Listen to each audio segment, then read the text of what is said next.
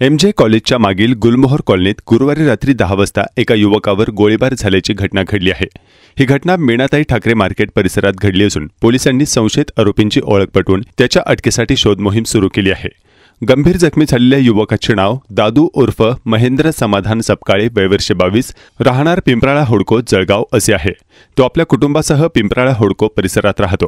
गुरुवारी 24 एप्रिल रोजी रात्री 10 वाजता तो एमजे कॉलेजच्या मागील मीनाताई ठाकरे मार्केटमध्ये आला होता। याचवेळी रामनवमीच्या वादातून संशयित आरोपी अरुण कोळी आणि त्याच्या साथीदाराने महेंद्र सपकाळेवर गोळ्या झाडल्या।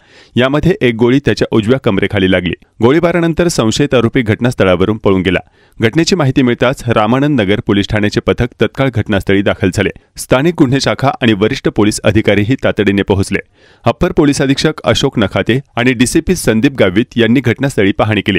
तेथे एक जिवंत गोळी सापडली आहे। दरम्यान संशयित आरोपीचा शोध घेण्यासाठी एलसीबी कार्यरत असून शासकीय रुग्णालयात जखमीच्या नातेवाईकांची गर्दी झाली होती। प्राथमिक उपचारानंतर दादू सपकाळे याला खासगी रुग्णालयात हलवण्यात आलं आहे। रामानंद नगर पोलीस ठाण्यात फिर्याद नोंदवण्याचे काम सुरू असून आरोपी कुख्यात गुन्हेगार असल्याची माहिती मिळत आहे।